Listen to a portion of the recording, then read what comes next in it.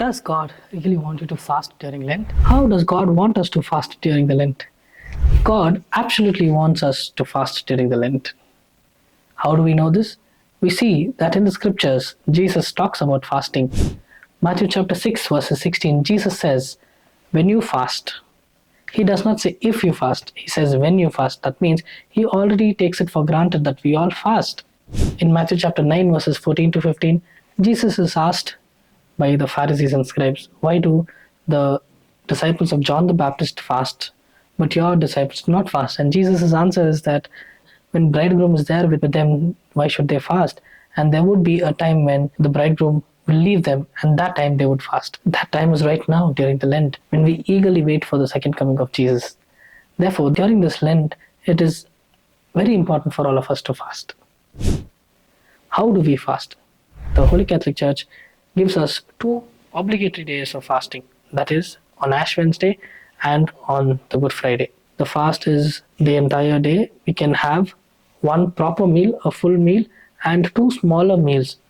The condition is that these two smaller meals, when clubbed, should not be equal to one full meal. You can drink water or juices in order to keep us energized. People above the age of 18 and below the age of 60 are expected to fast during these 2 days. People who suffer from medical illnesses are also exempted from this kind of a fast. But there are other forms of fasting that generally people do in order to have a beautiful spiritual exercise during the Lenten season. The first one is an absolute or dry fast. When a person fasts for a period of time without even drinking water nor eating anything, that is called a dry fast. The second way of fasting is a partial fasting, when we fast for a certain period of time during the day. That is, some people fast for one or two meals. Some people fast or abstain themselves from eating non-veg. Some people also include sweet for their abstinence.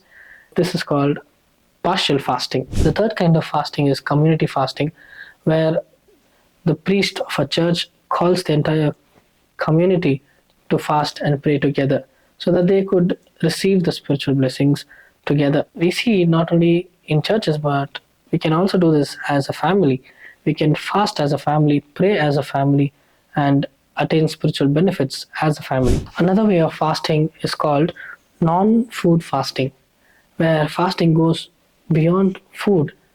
When you fast from entertainment, from social media, or any other distraction that would lead you away from your spiritual focus, this kind of a fasting or abstinence is called non-food fasting. By non-food fasting, we empty ourselves from worldly attachments and give space for God to come into our lives and be with us in our lives.